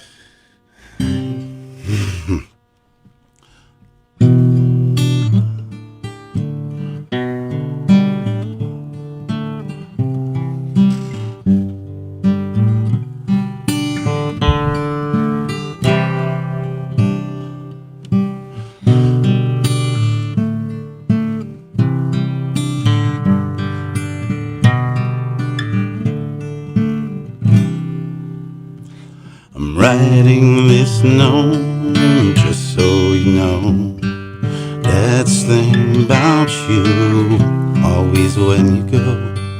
I'm using pencil, but tears could work too. Lord knows I've poured buckets crying over you, yeah, crying over you, I tell you the truth. Oh yeah, I could have drowned in my tears over you.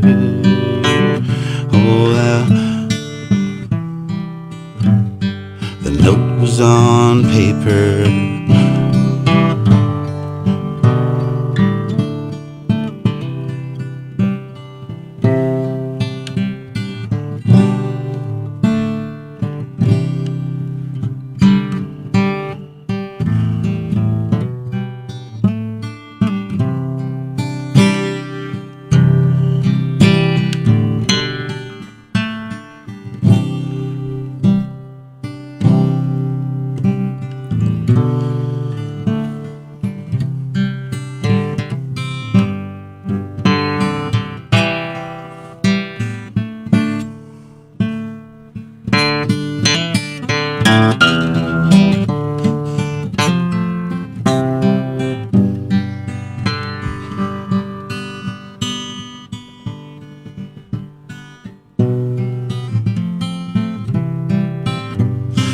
Note was on paper, my hands, they were shaky. Pencil was slipping through from cooking bacon, and all the note read was what I just said. And I hugged them in the morning and rubbed their heads.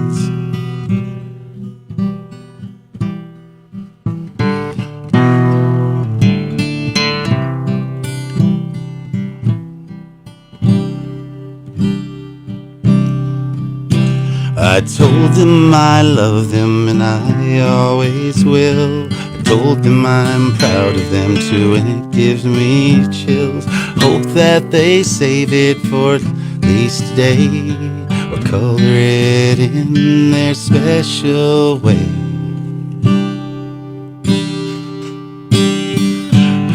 Notes what you leave when you can't call. Maybe they won't see it at all.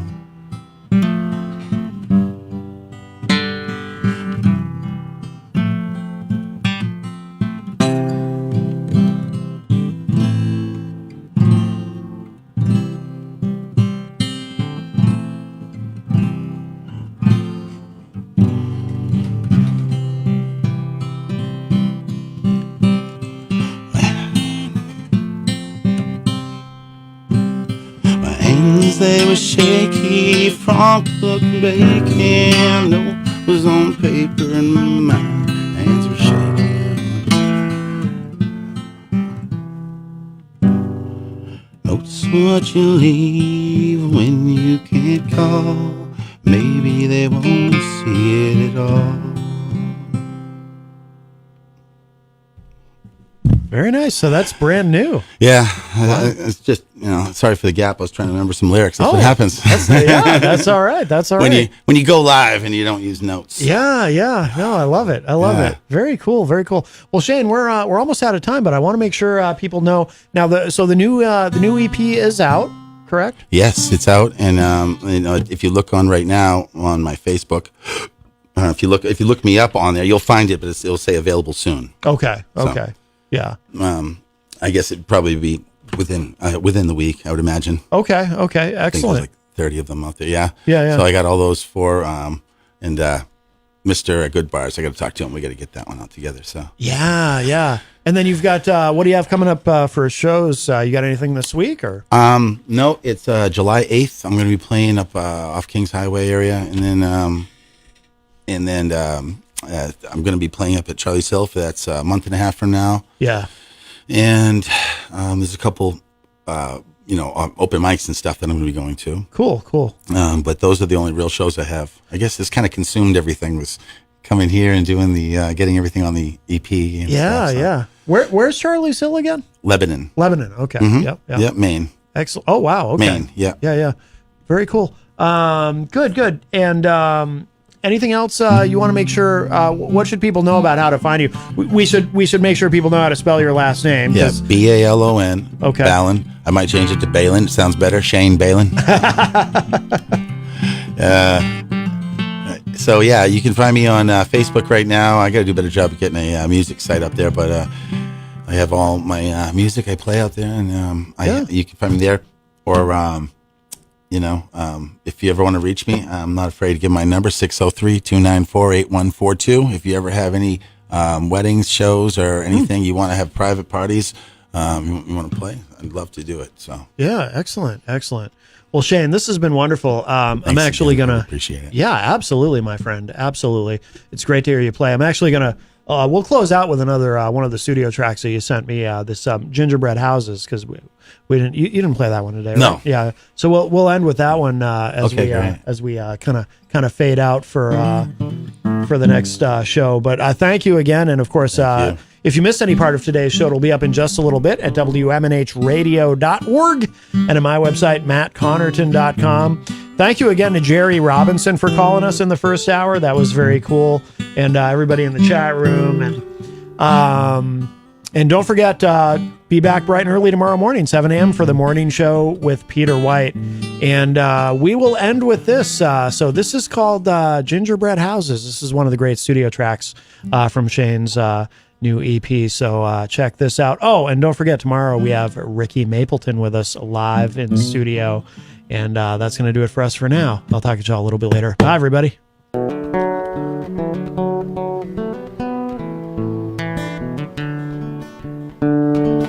Pancakes and gingerbread houses, and I was along for the show. I watched over the griddle, I swept just a little. My son didn't want me to go. Candy cane, gumdrops, and frostings, you know, each one was sweeter than the last. I met all his friends and I stayed to the end. And boy, did the time go by fast. Boy, did that time go by fast. Today I received a remedy, oh, to cure any father who's sad. I showed up to class, he hugged me so fast, showed everyone I was his dad. Said, everyone, look, here's my dad.